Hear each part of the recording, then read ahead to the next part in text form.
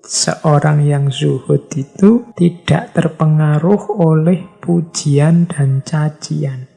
Kadang-kadang kalau kita yang masih muda ini, kalau dipuji sering terlena, kalau dicaci, dikritik, marahnya luar biasa. Kalau kita yakin benar, itu dipuji atau dicaci, tidak akan goyah. Biasanya yang membuat goyah itu karena kita sendiri tidak terlalu yakin dengan kebenaran dan kebaikan yang kita miliki.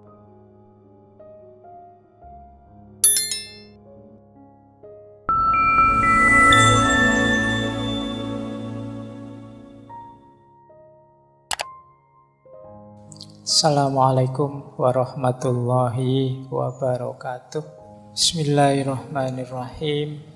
Jalan yang ketiga yang harus kita tempuh sebagai seorang sufi adalah zuhud. Zuhud ini seperti qanaah, kondisi jiwa. Kalau zuhud, orang yang jiwanya zuhud ini orang yang Allah nomor satu dalam hidupnya. Dunia dan seisinya rankingnya di bawah Allah. Tidak mungkin orang yang zuhud ini menukar kedekatannya dengan Allah dengan hal-hal yang duniawi, dengan hal-hal yang tidak penting. Jadi orang zuhud itu kalau definisinya Syekh Nawawi, orang yang mampu meninggalkan segala sesuatu yang membuat dirinya lalai dari Allah. Ini juga mirip dengan qanaah tadi. Jiwa seorang zuhud itu jiwa yang siap menderita, siap mendapat apa saja, asal tidak jauh, tidak kehilangan Allah. Katanya Syekh Nawawi cirinya 3. Orang yang jiwanya zuhud itu yang pertama orang yang tidak bahagia hanya karena memiliki dan tidak bersedih hanya karena kehilangan. Maksudnya apa? Orang yang zuhud itu dapat sesuatu itu juga tidak gembira-gembira amat, kehilangan sesuatu juga tidak sedih-sedih amat. Tidak merasa sangat kehilangan sehingga depresi, stres, dan juga tidak merasa sangat senang mendapatkan sesuatu sehingga terlena, euforia, malah jauh dari Allah. Ciri pertama ini. Kita kan kadang-kadang masih labil, masih naik turun. Kedekatan kita dengan Allah antara lain cirinya yaitu tadi.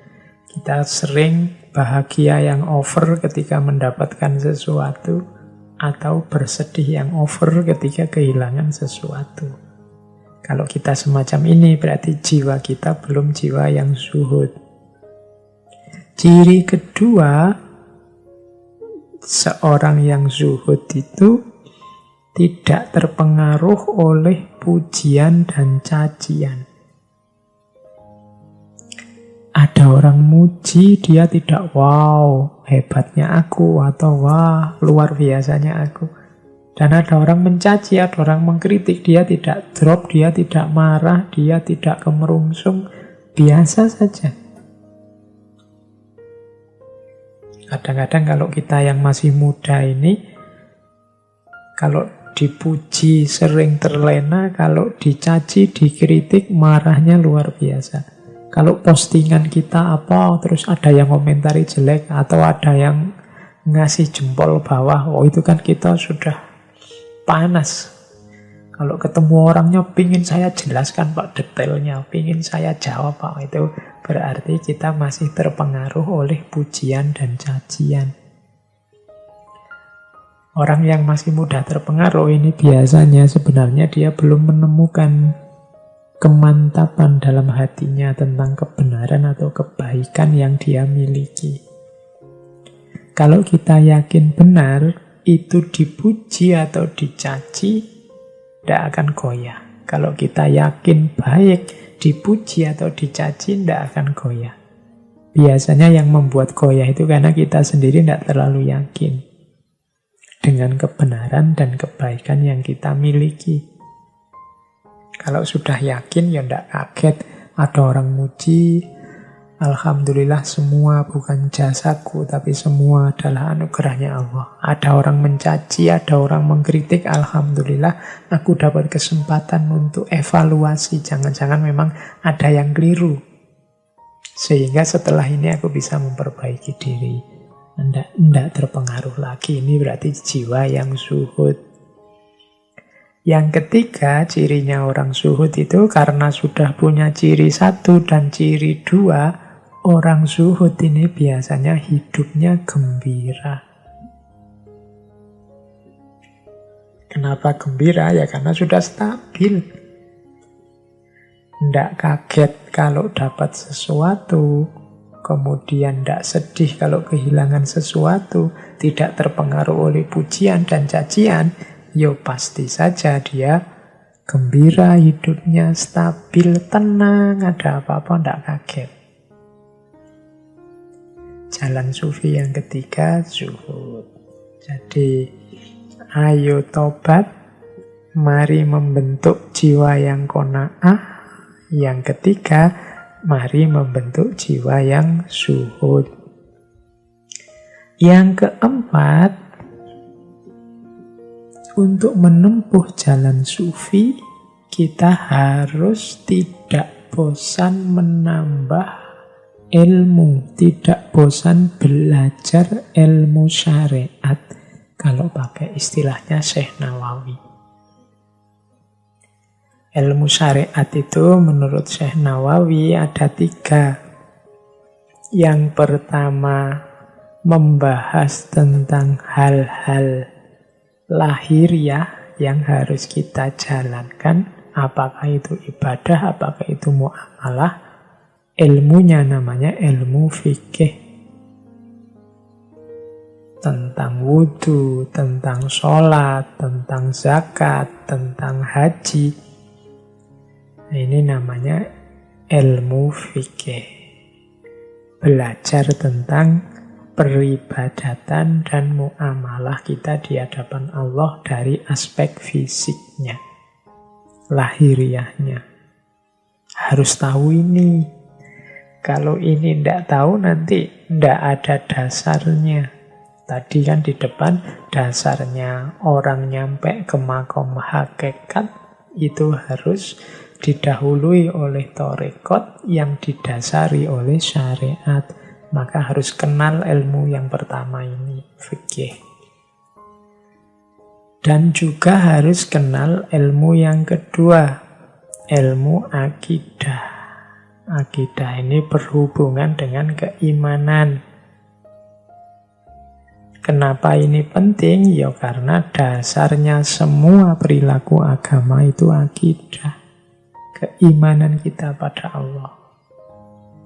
Jangan sampai nyeleweng, jangan sampai tidak sadar musyrik, tidak sadar kufur, tidak ngerti bahwa sudah melakukan kekufuran atau kemusyrikan atau kebid'ahan atau dan macam-macam. Ilmunya namanya ilmu tauhid atau ilmu akidah. Harus belajar ini juga. Selain belajar ilmu fikih, harus belajar ilmu akidah. Plus yang ketiga yang juga sama-sama wajib, yaitu belajar ilmu tasawuf. Dalam rangka apa? Kalau tadi fikih ini lahiriahnya, tauhid ini membahas dasar keimanannya. Kalau tasawuf, urusan hati dan batinnya. Tasawuf ini penting biar fikihnya tidak formalitas dan lahiriah saja. Tanpa tasawuf, bisa-bisa lahirnya bagus, dalamnya rusak. Dan itu merusak amaliyah lahir. Sholatnya bagus, tapi kok ya terus riak, hanya untuk pamer saja. Hancurlah nilai dan pahalanya sholat.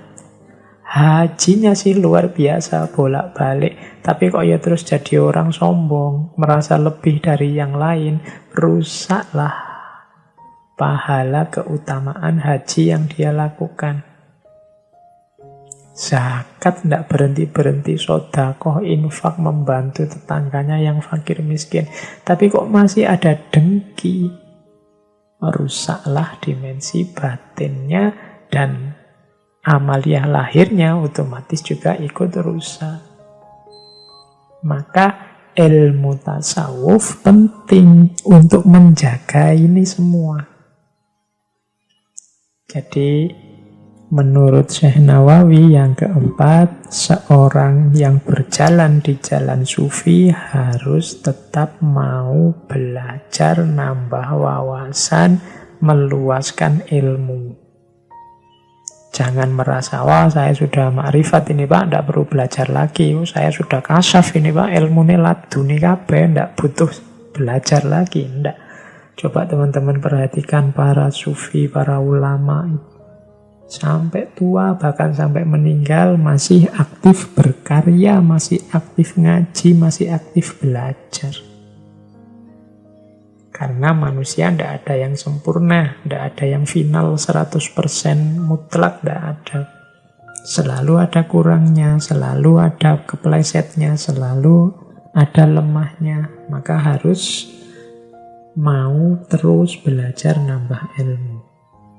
Kalau tidak mau nambah ilmu, ya nanti macet dengan segala kelemahan dan kekurangannya, tidak naik-naik kelas. Ini jalan yang keempat. Jalan sufi yang kelima adalah gemar, hobi dengan menjalankan yang sunnah-sunnah.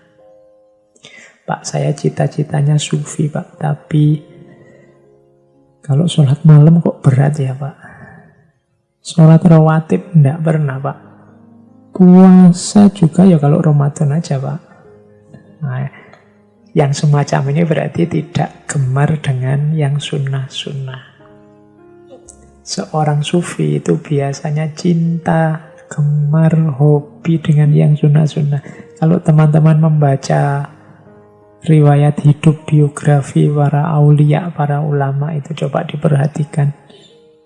Ada yang kalau malam sholat sekian ratus rakaat, ada yang zikir tidak berhenti-berhenti, ada yang menghatamkan Quran sekian hari sekali, dan seterusnya, semacam-macam.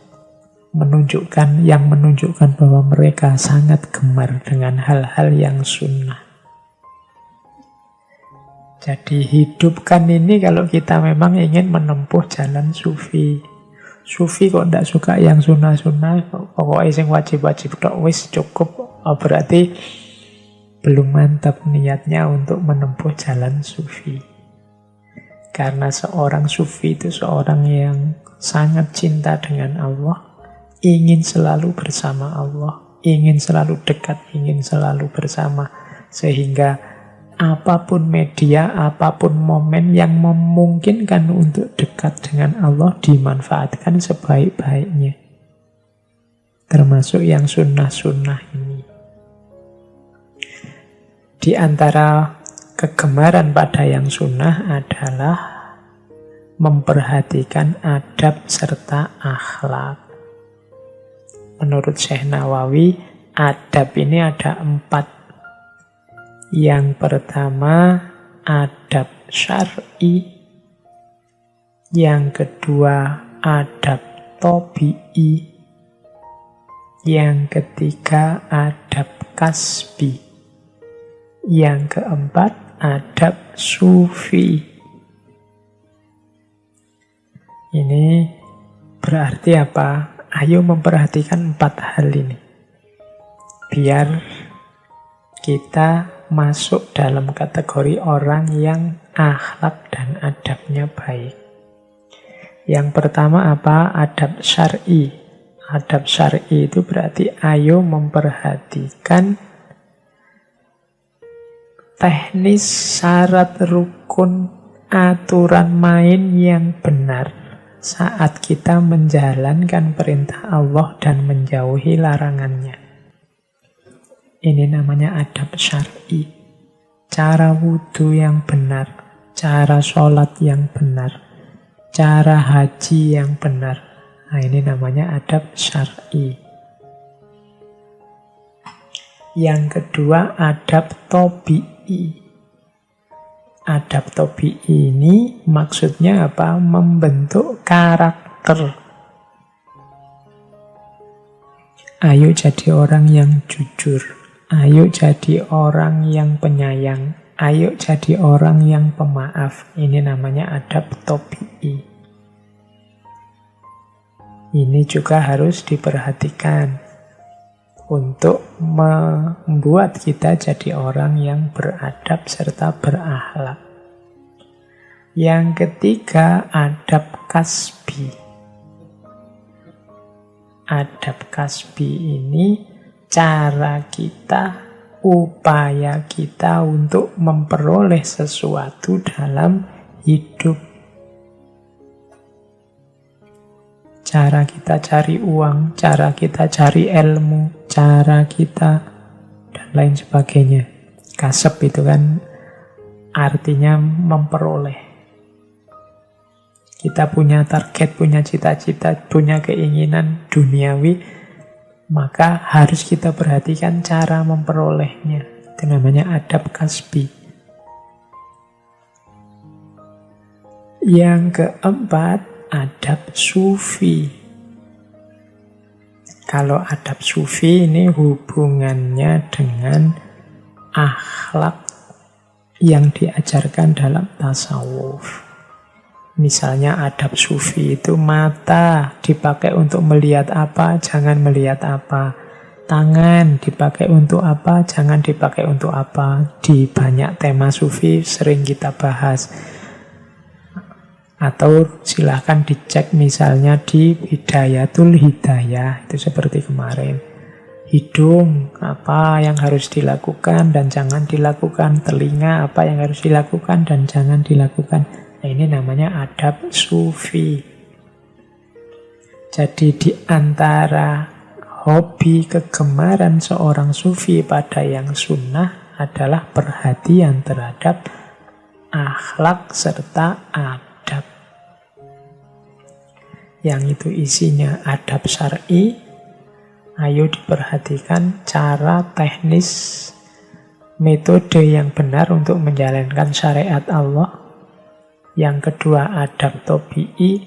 Ayo membentuk karakter kita dengan karakter akhlak yang karimah, akhlak yang mulia, yang baik. Ada adab kasbi. Ayo melakukan sesuatu, memperoleh sesuatu dengan cara yang beradab, dengan cara yang baik. Dan ada adab sufi. Oke, ini jalan sufi yang kelima. Menempuh jalan sufi dengan cara gemar, senang melaksanakan hal-hal yang sunnah. Terus yang keenam, jalan sufi yang keenam, Syekh Nawawi memberi kita wasiat untuk membentuk karakter tawakal. Tawakal ini nanti kalau di Indonesia diserap menjadi berhubungan dengan kata-kata wakil. Atau teman-teman mungkin masih ingat salah satu kalimat thayyibah, hasbunallah wa ni'mal wakil. Allah itu ni'mal wakil. Sebaik, senikmat-nikmatnya wakil yang bisa dipasrahi. Maksudnya apa? Allah lah tempat untuk berserah diri yang paling puncak, paling baik. Kalau kita sudah bisa membentuk sikap menyerahkan diri sepenuhnya pada Allah, itulah yang disebut jiwa yang tawakal. Jadi bertawakal berarti menyerahkan diri, berserah diri terhadap Allah dalam segala hal. Kehendakku, kehendak kita serahkan pada kehendaknya Allah. Biasanya tawakal ini digandengkan dengan ikhtiar. Ikhtiar itu berusaha. Ikhtiar kemudian tawakal. Seorang sufi harus memiliki jiwa yang tawakal. Lawannya tawakal apa? Orang yang merasa mampu, merasa bisa, orang yang merasa kuasa, ini orang yang susah untuk bertawakal. Makanya menurut Syekh Nawawi dalam Salalimul Fudola itu tawakal itu di antara karakternya adalah fakir. Fakir itu orang yang merasa fakir, merasa lemah, merasa kurang, merasa tidak mampu. Kalau teman-teman membaca banyak kitab-kitab para ulama besar, itu mereka sering di depan namanya sendiri yang resmi ditambahi gelar sendiri al-fakir.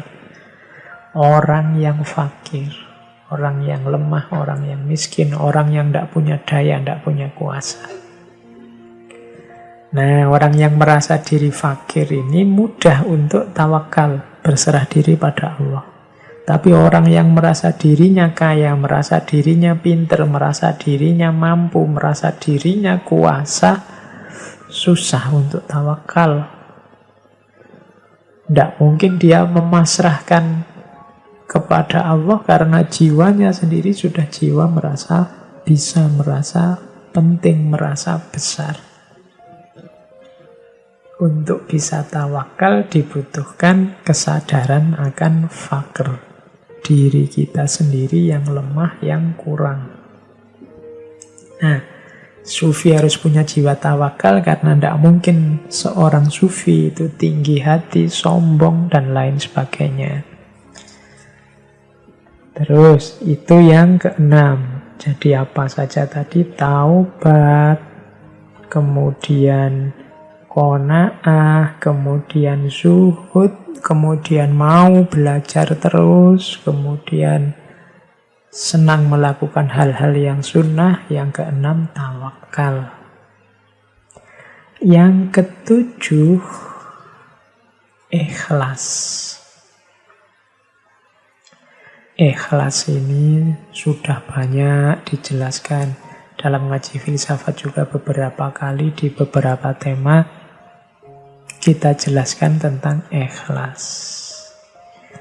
Yang jelas ikhlas berarti apapun yang kita lakukan kita persembahkan sepenuhnya kepada Allah tanpa pamrih apapun dan tanpa merasa diri kita mampu, diri kita besar. Karena kita merasa semua daya, semua kekuatan yang kita miliki sumbernya dari Allah saja. Kalau menurut Syekh Nawawi, ikhlas itu berarti membersihkan diri dari ujub dan senantiasa istiqomah beribadah hanya untuk Allah saja. Ujub itu merasa diri mampu, merasa diri besar, merasa diri penting. Nah, ini mempengaruhi orang untuk tidak ikhlas, membuat orang tidak ikhlas. Lawannya ikhlas adalah riya. Riya itu pamer. Ingin dipuji, ingin disanjung, ingin dilihat orang sebagai penting, ingin dilihat orang sebagai bisa, itu riya. Riya ini termasuk amal yang merusak kebaikan. Menurut Syekh Nawawi, riya itu ada dua kategori. Yang pertama, riya yang dalam kategori pamer. Kalau pamer itu berarti live di waktu yang sama. Saya pamer sholat itu kan berarti pas waktu sholat. Kalau ini tidak terbantahkan, itu memang riya. Ingin pamer zakat, misalnya pas waktu zakat difoto, mengundang wartawan, kemudian diposting, dan seterusnya. Ingin kelihatan, ini namanya riya. Kalau kelihatan dengan sendirinya nggak masalah. Tapi kan ada yang memang ingin dilihat, ingin diliput, ingin difoto, atau diposting sendiri. Nah, itu namanya riya. Atau yang nomor dua, kalau ini namanya riya khofi. Riya khofi itu tidak live, tidak pada saat itu, tapi cerita-cerita. Wah, tadi malam itu, waktu sholat, saya merasa mendapatkan, ini cerita-cerita. Kan tidak ada orang tahu dia tadi malam sholat apa enggak. Jadi pada saat dia beramal tidak ada orang lihat. Biar orang lain tahu, besok pagi cerita. Ini namanya riya khofi. Menurut Syekh Nawawi ini menggugurkan amal. Jadi jalan sufi yang ketujuh, ayo ikhlas, jangan ujub, jangan riya. Ada quotes yang dikutip oleh Syekh Nawawi dalam Salaimul Fudola itu, yaitu dari seorang sufi besar namanya Fudail bin Iyad, tentang riya ini, yang mungkin dulu pernah saya sampaikan. Disebutkan begini kalimatnya, waqolal Fudail bin Iyad, tarkul amali li ajlin nasi riyaun wal amalu li ajlihim syirkun. Katanya Fudail bin Iyad, meninggalkan amal karena manusia itu riya, wal amalu li ajlihim, dan beramal karena manusia itu syirik. Nah, ini kalau kita kan biasanya ya dua-duanya syirik. Beramal karena manusia itu, dua-duanya riya. Beramal karena manusia kita sebut riya karena ingin pamer. Tapi katanya Fudail bin Iyad yang disetujui oleh Syekh Nawawi, beramal karena manusia itu syirik. Meninggalkan amal karena manusia, ini baru yang disebut riya. Kenapa beramal karena manusia itu syirik? Ya berarti karena ketika dia melakukan sesuatu, dia menduakan Allah. Harusnya amal ini kan untuk Allah saja, tapi sekarang Allahnya diganti manusia. Sehingga oleh Syekh Fudail disebut itu namanya syirik. Lah kalau yang riya gimana? Yang riya itu meninggalkan amal karena manusia. Meninggalkan amal karena manusia itu contohnya begini. Misalnya kita di satu momen kita yang biasanya sholat duha misalnya. Kok yo pagi ini pas bareng teman-teman ini. Biasanya saya sholat duha sih. Tapi saya mau pamit sholat duha ndak enak ah. Nanti dianggap sok soleh atau dianggap halah sunnah aja atau lah. Karena malu pertimbangan manusia terus tidak jadi sholat duha. Nah, ini namanya riya. Jadi berarti apa? Kita meninggalkan duha karena pertimbangan manusia, bukan karena Allah. Sebenarnya sih sunnah, tapi karena pertimbangannya pertimbangan manusia, biar orang melihatku, oh ndak sih dia bukan orang soleh, oh ndak sih dia orangnya biasa saja, oh pertimbangan manusia. Maka itu namanya riya, ada yang ingin dia pamerkan. Oh anak ini loh ndak suka pamer, anak ini sebenarnya rajin Senin Kemis, tapi dia ndak diperlihatkan, dan seterusnya. Kita ingin dianggap seperti itu, sebenarnya itulah riya. Anak ini sebenarnya baik luar biasa loh. Nggak pernah posting aja dia. Sebenarnya dia ini amalnya banyak. Dia nggak pernah pamer aja. Padahal itu kita sengaja nggak posting, sengaja nggak pamer. Biar dipuji seperti itu. Nah itu namanya riya. Tapi kebalikannya, kalau kita beramal karena manusia, itu nggak cuma riya, tapi syirik. Berarti Allah kita padankan dengan manusia yang lain. Itu namanya syirik. Jadi ini pandangan dari Syekh Fudail bin Iyad tentang riya yang merupakan lawannya ikhlas. Berarti harusnya bagaimana Pak? Ya sudah, pertimbangan manusia itu jangan jadi ukuran. Jangan jadi parameter untuk kita melakukan sesuatu atau tidak melakukan sesuatu. Pertimbangannya harus pertimbangan Allah saja. Jangan pamer gelar haji, tapi juga jangan mati-matian menolak disebut orang haji. Kenapa mati-matian menolak juga jangan? Jatuhnya seperti itu tadi. Paling tidak, kalau ada orang mati-matian menolak, menunjukkan sebenarnya dia juga masih ribut, masih sibuk dengan panggilan. Terserahlah orang manggil apa, fokusku hanya Allah saja. Nah, itulah nanti yang jadi jalan untuk ikhlas. Terus jalan sufi yang ke-8 adalah uzlah. Ini kalau uzlah ini agak dekat dengan zuhud, agak dekat dengan qanaah. Tapi uzlah, kalau tadi zuhud sama qanaah kan pembentukan jiwanya. Kalau uzlah ini ada aktivitasnya, yaitu aktivitas menjauh dari keramaian. Karena takut dapat pengaruh yang buruk. Jadi uzlah itu menghindar kerumunan karena khawatir dapat pengaruh buruk. Alasan khawatir dapat pengaruh buruk ini penting, karena nantinya kalau dianggap sudah tidak ada pengaruh buruk, atau tidak kok ini orang-orang soleh semua, ya berarti tidak menjauh lagi.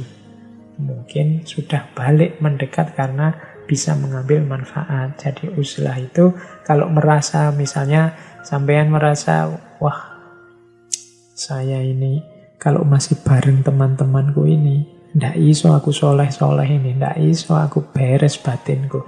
Sudahlah aku minggir dulu. Nah, ini namanya uzlah. Aku pulang kampung dulu aja, atau aku tak di kos-kosan di kamar aja. Ndak usah ikut-ikutan mereka keluar-keluar biar aku ndak terpengaruh. Nah, ini namanya uzlah. Jadi kehati-hatian agar tidak terpengaruh oleh orang lain, itu namanya uzlah. Uzlah manfaatnya banyak, katanya Syekh Nawawi. Ini sebenarnya meminjam pandangannya Imam Ghazali.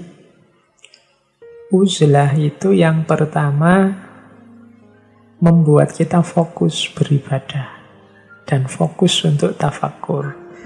Karena biasanya orang yang masih sibuk, tenggelam dalam kesibukannya orang banyak, itu berpikirnya tidak bisa jernih, tidak bisa fokus. Karena pikiran kita masih rame, sekeliling kita masih rame. Kita tidak bisa fokus ibadah, tidak bisa fokus tafakur. Sekali-sekali kita butuh uzlah. Sekali-sekali kita butuh menyendiri. Hari ini kan teman-teman pakai istilah me time. Waktu untukku sendiri. Nah, itu dalam dunia sufi ada istilah uzlah. Cuma ada muatan-muatan nilai-nilai sufistiknya. Jadi yang pertama fokus beribadah, tafakur, manfaatnya. Yang kedua apa? Ya karena jauh dari yang lain, akhirnya selamat, tidak banyak terjebak oleh dosa dan maksiat. Yang ketiga, selamat juga karena jarang berinteraksi, akhirnya tidak banyak dapat fitnah, adu domba, bahkan katanya Syekh Nawawi utang piutang. Ya kalau tidak ada temannya mau utang siapa? Jadi fokusnya hanya untuk Allah saja. Kemudian terbebas dari pengaruh buruk mencela orang lain, berprasangka buruk pada orang lain, mengadu domba orang lain. Yang kelima, dengan uzlah kita bisa mandiri, tidak tergantung pada orang lain. Kalau jauh dari orang itu kan kita tidak mudah lagi minta tolong. Kadang-kadang kita ini kalau pas banyak orang jadi manja. Ini minta dibantu, itu minta dibantu. Kadang ngambil pulpen yang di depan saja minta tolong orang lain. Padahal jalan sendiri juga bisa. Membuat kita manja. Tapi uzlah melatih kita mandiri, memenuhi kebutuhan, keinginan kita sendiri. Melatih untuk bergantung hanya pada Allah saja, tidak bergantung pada orang yang lain. Kita tidak membebani orang lain, itu manfaat yang keenam. Jadi menempuh jalan sufi ada opsi uzlah, menjauh sementara dari keramaian. Dalam dunia tasawuf, menjauh sementara ini hakikatnya dalam rangka melatih jiwa untuk tidak terlalu terikat oleh dunia. Karena kalau terlalu terikat oleh dunia, kita susah untuk dekat dengan Allah. Tapi latihan ini kalau masih kita terganggu oleh banyak orang yang lain, susah. Maka perlu menarik diri sebentar. Jadi yang pertama itu sebenarnya yang dituju, latihan diri. Kalau tadi susah untuk berjiwa qanaah, susah untuk berjiwa yang di atas tadi semuanya siap belajar, susah untuk tawakal, susah untuk zuhud, susah untuk ikhlas, dan macam-macam, boleh ambil opsi uzlah. Menjauh diri sebentar untuk mendidik diri uzlah, mendidik diri zuhud, mendidik diri qanaah, dan lain sebagainya. Dengan jalan uzlah.